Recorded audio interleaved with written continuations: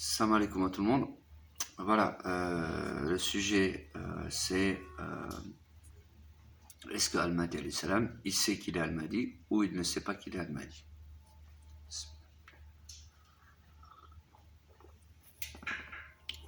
Alhamdulillahi Rabbil Alamin.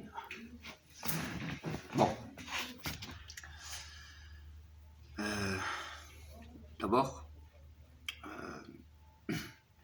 il est important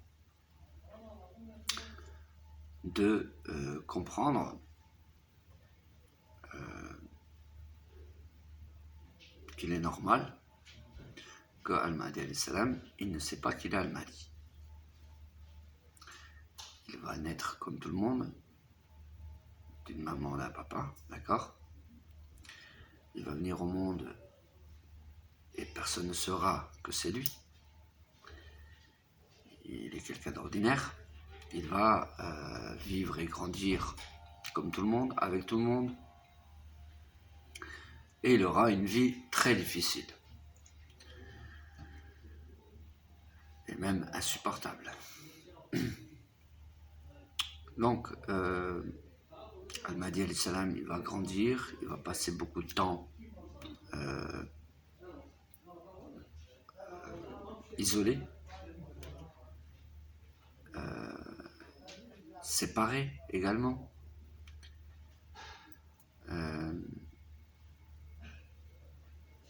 Et il va passer beaucoup de temps aussi en consultation. Donc, Al-Mahdi alayhi salam, il ne sait pas qu'il est Al-Mahdi jusqu'à après ses 30 ans, où la certitude va lui venir d'Allah subhanahu wa ta'ala. Avant ses 30 ans, durant une grande période, environ une dizaine d'années, un peu plus, un peu moins, il va recevoir des choses d'Allah, des choses extraordinaires. Il ne va pas comprendre certaines choses et ça va lui mettre la puce à l'oreille de toute façon, d'une façon ou d'une autre. Mais il aura toujours le doute. Toujours il aura le doute. Par exemple, il va avoir un repère comme le prophète Mohammed sallam. Quand il allait dans la montagne, il allait s'isoler là-bas et pour se rapprocher d'Allah. Al-Mahdi alayhi salam, en quelque sorte, il est comme lui. D'accord? C'est aussi un Mohammed. Hein?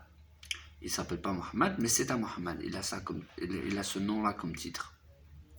Mais il ne sait pas à ce moment-là. Al-Mahdi alayhi salam, il va toujours, du fait qu'il est différent, des gens, en même temps, il est comme tout le monde.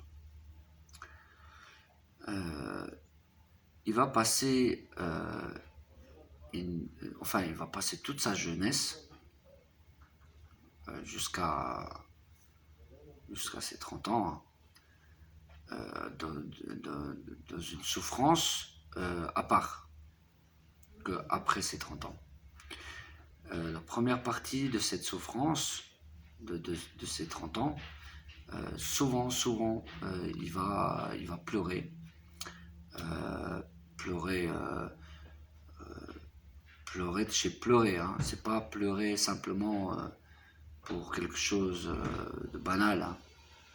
Il va pleurer parce qu'il aura d'énormes douleurs à la poitrine, des choses insupportables à sa vie, des problèmes qui vont même jusqu'à le troubler dans ses pensées, dans sa vie, il y a beaucoup de choses il va tellement souffrir, il va réclamer la mort. Il va demander, les gens, ils font doha, ils font doha en fait pour avoir du bien, des choses pour leur vie. Alors que Al-Mahdi, lui, il est dans la vie, il va réclamer la mort. il va demander à Allah la mort. Tellement il souffre. Et ça, c'est avant qu'il apprend qu'il est Al-Mahdi, alayhi salam.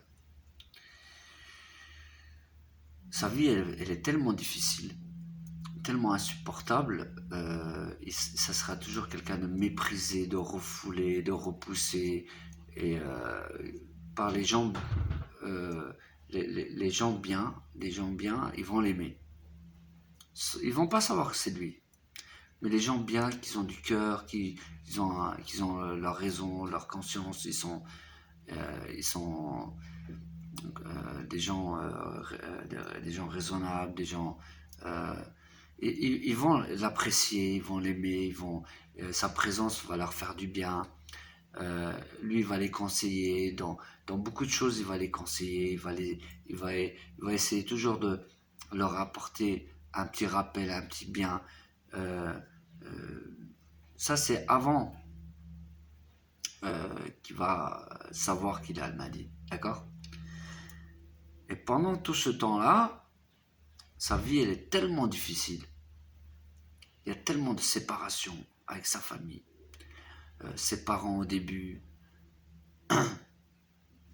après c'est avec ses grands-parents.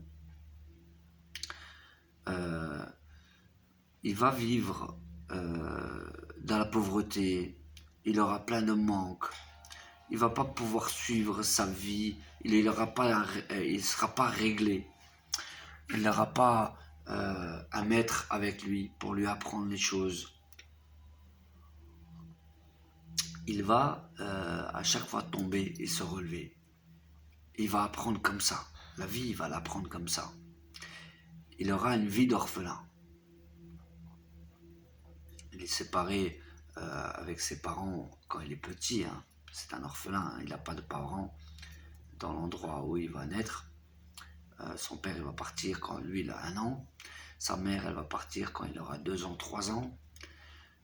Il va grandir jusqu'à 7 ans, 8 ans, sans voir sa mère et son père. C'est un orphelin. Hein. Bon, il va rester chez ses grands-parents. Après, il va avoir une séparation avec ses grands-parents. Donc, il va considérer ses grands-parents comme ses parents, tout en sachant que c'est ses grands-parents. La première séparation, ce sera avec ses grands-parents. Après ça sera ses parents, après ses grands-parents, après la mort de son grand-père, après la retrouvaille de sa grand-mère, après la mort de sa grand-mère, après il va lui rester ses parents, il va avoir des problèmes dans sa famille, ensuite il va avoir il n'aura pas une adolescence normale, il sera toujours mal compris, il n'arrivera pas à parler, il n'arrivera pas à s'exprimer, et tout ça, ça sera une douleur pour lui. Il sera toujours mis de côté, il sera ridiculisé des fois, il sera repoussé des fois, il aura un manque d'éducation dans sa famille, avec lui. Il n'y aura pas de règles, il n'y aura pas d'ordre dans sa vie, dans son être, il aura un grand manque et il va évoluer en tombant. Il va tomber, il va se relever, il va tomber, il va se relever, il va tomber, il va se relever. C'est comme ça qu'il va apprendre à vivre. Et arriver à un moment donné, il faut bien se marier. Vous êtes d'accord avec moi? Un homme de 30 ans, ou environ 30 ans, en général, il est marié, il a une femme, des enfants, un travail, un foyer. Tout ça, lui, c'est un peu mélangé. Il va vouloir se marier, mais il ne pourra pas. Il va vouloir un travail, mais il n'arrivera pas à le garder. Il va vouloir aussi une maison, il n'arrivera pas à l'avoir. Il aura toujours quelqu'un pour lui gâcher son avenir. Il aura toujours quelqu'un pour lui barrer la route. Il aura toujours quelqu'un pour l'angoisser. Il aura toujours il y aura toujours ça dans sa vie.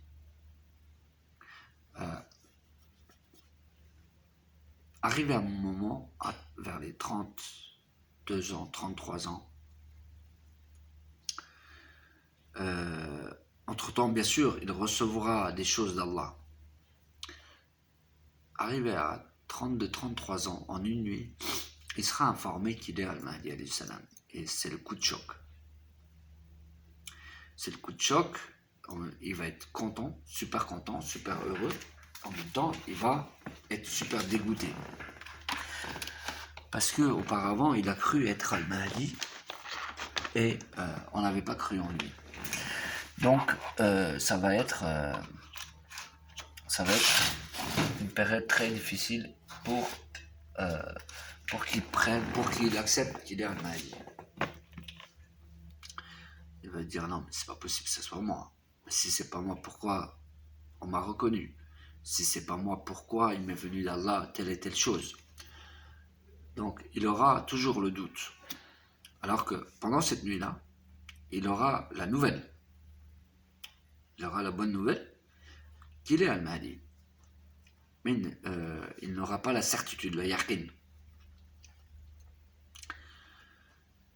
Donc il sera informé qu'il est Al-Mahdi. Ce soir-là, il aura la certitude. Mais cette certitude va se transformer en doute avec le temps, parce qu'il y aura une coupure avec ces gens qui l'ont reconnu. Il va disparaître, il y aura une coupure, ils vont être séparés. D'une façon ou d'une autre, ils ne pourront plus avoir contact pendant peut-être un jour. De nouveau, ils se retrouveront, mais il y a une coupure.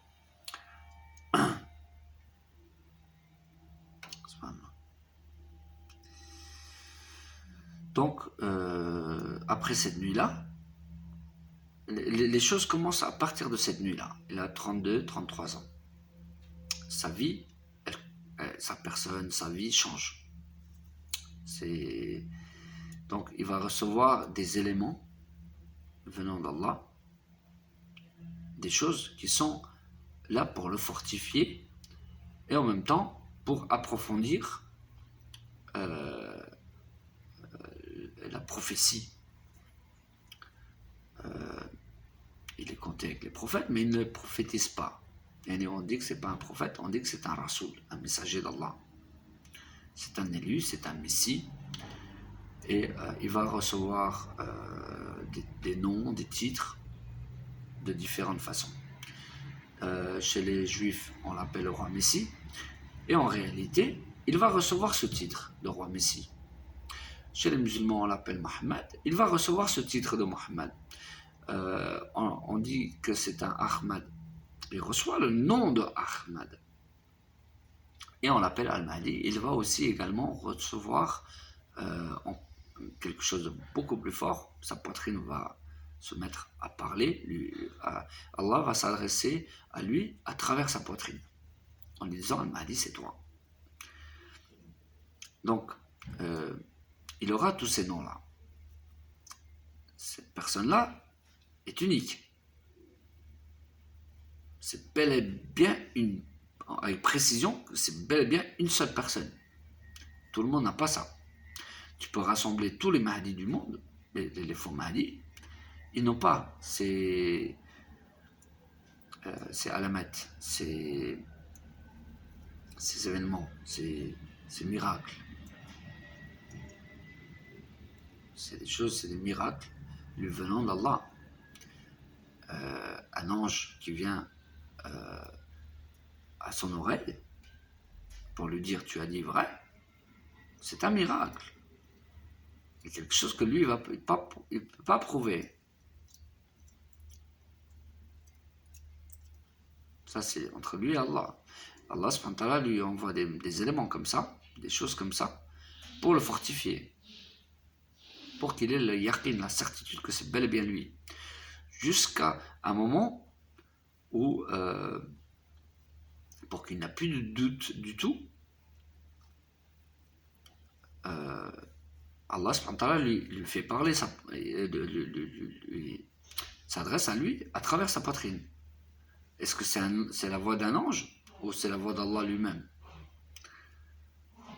On lui dit, moi je pense que c'est la voix d'Allah. Je pense. C'est une pensée. Et cette voix lui dit, Al-Mahdi, c'est toi. Et là, le doute, il part. Également, il reçoit le nom d'Ahmad de la même façon, à l'intérieur de lui.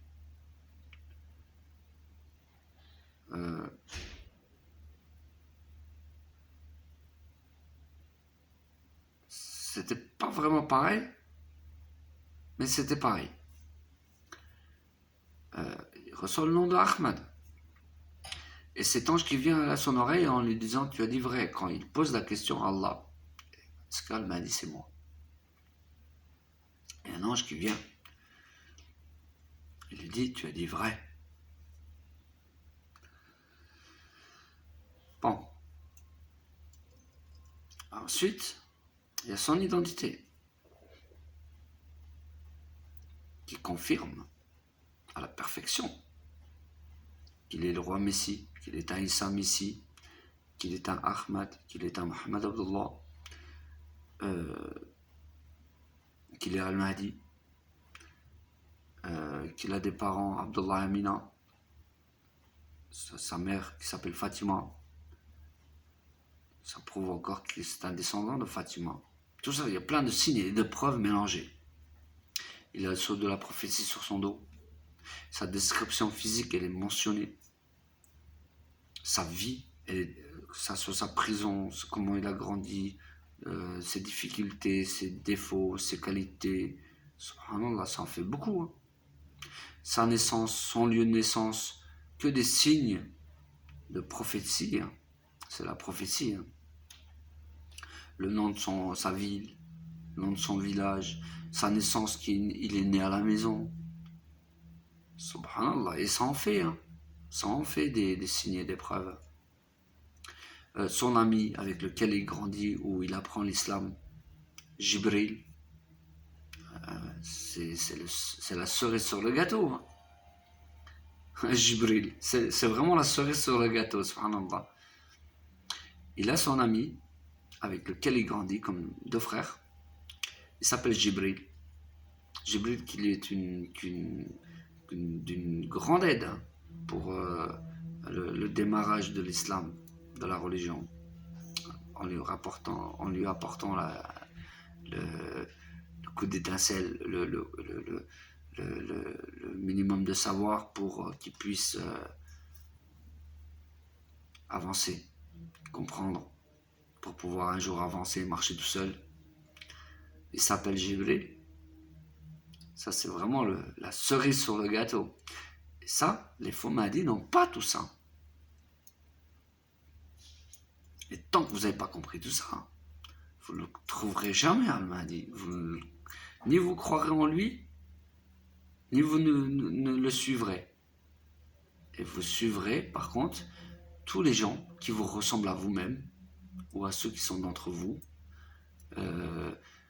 Pourquoi? Parce qu'ils parlent bien. Pourquoi? Parce que t'es un arabe, c'est un arabe. C'est un maghrébin, t'es un maghrébin. Ou encore, il a bac plus 5, t'as bac plus 5. Parce que il connaît de la science. Tu aimes la science. Peu importe. Donc, tu vas t'orienter vers quelqu'un qui te plaît en croyant que c'est lui Al-Mahdi. Et tu vas tourner le dos à Al-Mahdi. Voilà. Il y a quelque chose qui reste en moi. Je vois beaucoup les faux Mahdi. Hein. J'en connais une quantité maintenant. Souvent, il y a des gens, ils font des gestes avec leurs mains parce qu'ils savent qu'Al-Mahdi, il est comme ça. C'est naturel. Donc, la personne ne dit pas qu'il est Al-Mahdi, mais il fait tout pour qu'on puisse croire que c'est lui. C'est faux, ça. C'est de la manipulation. Il se trompe lui-même et il trompe les gens. Ouais, mais si je dis que je suis Al-Mahdi, alors donc ils diront pas, ça marchera pas, alors il faut surtout pas que je dise que je suis Al-Mahdi. Al-Mahdi, c'est moi. Que tu le veux ou tu le veux pas, c'est moi. D'accord?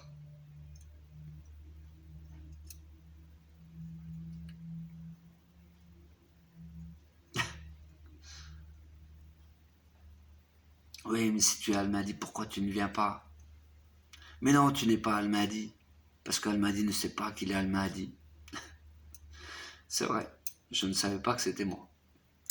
Et ça fait depuis 2014 que j'ai la certitude que c'est moi. Mais nous sommes en 2025, pourquoi tu ne viens pas? C'est parce que vous ne croyez pas. C'est ça, le problème ne vient pas de moi. D'une part, c'est parce que j'ai des manquements, j'ai des choses qui me manquent. Mais d'une autre part, c'est que vous avez de la fausse croyance en vous. Vous êtes des faux croyants au sujet d'Al-Mahdi. C'est ça le problème. C'est pour ça que je ne viens pas.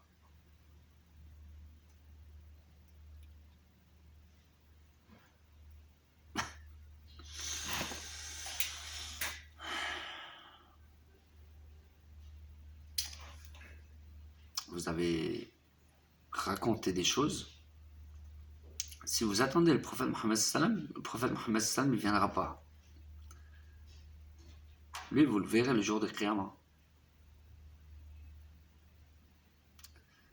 C'est pas parce que je suis un Mohammed que dans mon identité, il y a marqué Mohammed Abdullah. Dans mon identité, il n'y a pas marqué Mohammed Abdullah. Mohammed Abdullah est mon nom dans la science. Mohammed, c'est mon nom en titre. Ahmed, c'est mon nom en titre. Al-Mahdi, c'est mon nom en titre. Al-Messi, c'est mon nom en titre. Issa, le roi Issa Messi, c'est mon titre. Le roi Messi que les Juifs attendent, c'est mon titre. Khalifatullah, c'est mon titre. Imam Al-Mahdi, c'est mon titre. Yassine Rasoul, c'est mon titre. Je m'appelle Jihan. Jan, c'est mon nom abrégé. Jan Jihan, comme Ahmad et Mohammed. Sian, c'est mon nom traduit. Jihan, c'est mon nom de ma terre où je suis né. Sian, c'est de ma terre d'accueil.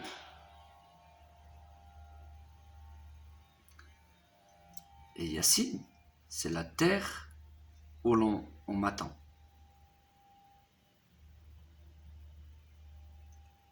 Et également Yeshua, c'est la terre où l'on m'attend, en Palestine. Palestine, Israël, peu importe, comme ça ou comme ça. J'ai tous ces titres qui me reviennent. Je suis autant aimé par les juifs, les chrétiens et les musulmans. Attendu autant par les juifs, par les chrétiens et les musulmans. Je suis la copie de Moussa alayhi salam. Je suis la copie de Aïssa alayhi salam. Je suis la copie de Mohammed sallallahu alayhi wa sallam. Mais je ne suis pas Moussa, je ne suis pas Aïssa, je ne suis pas Mohammed. Je suis Ahmad. J'utilise ce nom-là, c'est mieux.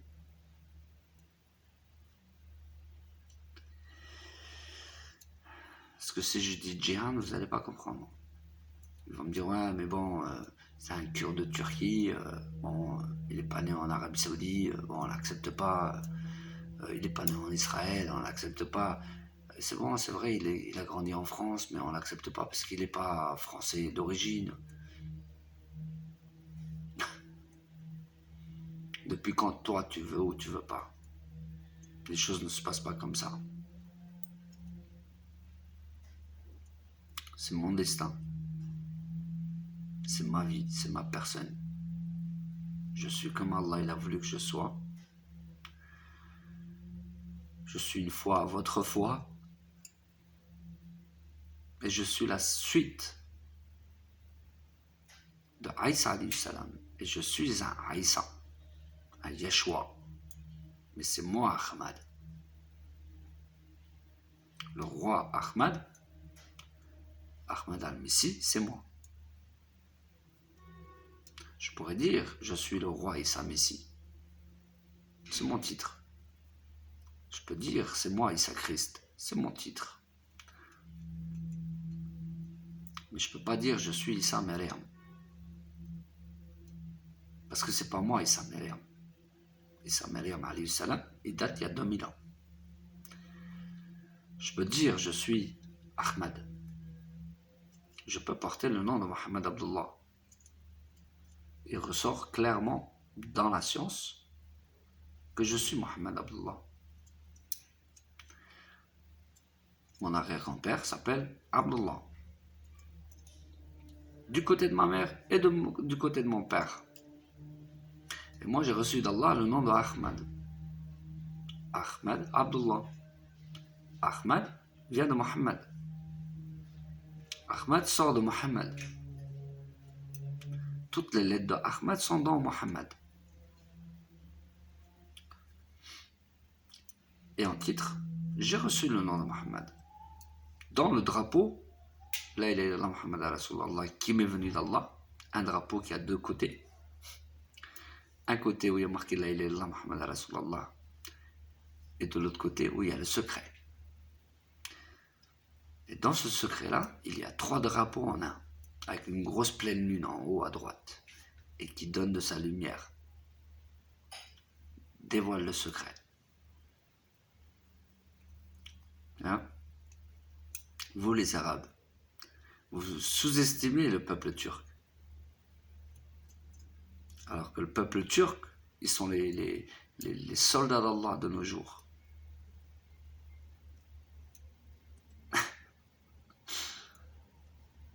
Les meilleurs musulmans de nos jours, ils sont dans ce peuple-là, peuple kurde turc. Hein? Tout en étant dans un désordre. Hein?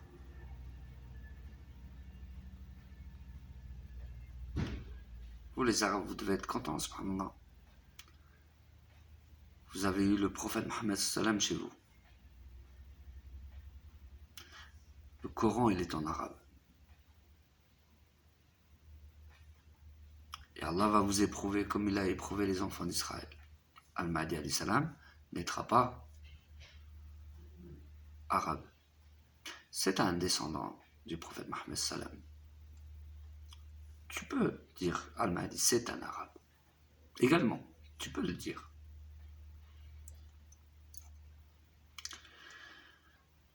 Mais, de nos jours, il est dans une autre communauté.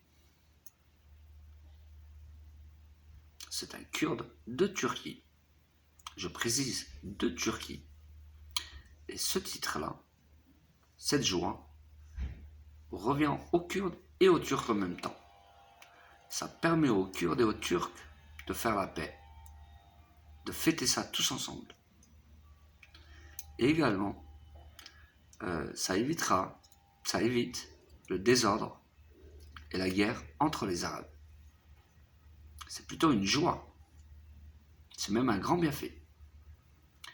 Et en même temps, c'est une bonne leçon aux enfants d'Israël qui n'ont pas accepté Aïssa alayhi salam et qui n'ont pas accepté le prophète Mohammed salam. Parce que Mohammed salam, il est venu de côté de Ismaïl alayhi salam. Il est venu des Arabes. Voilà. Il y a une différence parce que les prophètes venaient en général du côté des enfants d'Israël et cette fois, ils ont vu que Allah subhanahu wa ta'ala a formé quelque chose de l'autre côté. Et Al-Mahdi alayhi salam, il est l'auxiliaire de Isa ibn Maryam alayhi salam. Sauf que sa maman, elle s'appelle Fatma. Voilà. Ça, tout ça, c'est des choses à comprendre. Donc, Al-Mahdi alayhi salam finit par savoir qu'il est Al-Mahdi alayhi salam. Il ne parle pas pendant une dizaine d'années de lui, parce qu'il est en consultation, il apprend. Voilà pourquoi il ne parle pas de lui. Pendant toutes ces années-là, j'ai serré les dents. J'ai supporté jour et nuit, subhanallah. Je ne pouvais pas dire que c'était moi, parce que je manquais de savoir. Je ne pouvais pas venir vous expliquer les choses en étant ignorant. Il y a beaucoup de choses que je ne sais toujours pas. Hein. Je ne peux pas tout savoir, subhanallah. Mais je sais des choses. Je sais même beaucoup de choses. Ce qui vous manque. Comme savoir. Moi, je ne suis pas venu pour vous enseigner le Coran. Hein. Vous apporter un livre. Hein. Moi, je suis venu vous apporter des réponses. Avec de la science. Science de vérité. Et pour vous réunir, vous les croyants des nations. Je ne suis pas venu que pour les musulmans. Je ne suis pas venu que pour les juifs. Hein. Ou pour que les chrétiens. Je suis venu pour tout le monde. Chaque école, ces 3 écoles-là m'attendent, jour et nuit. Jour et nuit. Le jour où on saura que c'est vraiment moi, on sera convaincu que c'est moi, il y aura peut-être la paix sur terre une fois pour toutes. Il est possible que tout le monde doit se pardonner, avec obligation. Jusqu'à même pardonner les plus grands criminels. Tout est possible. Parce que plus le temps passera, plus je serai proche de ma sortie, il me viendra encore des choses venant d'Allah et je serai obligé d'obéir à Allah. Et non à vous ni aux savants.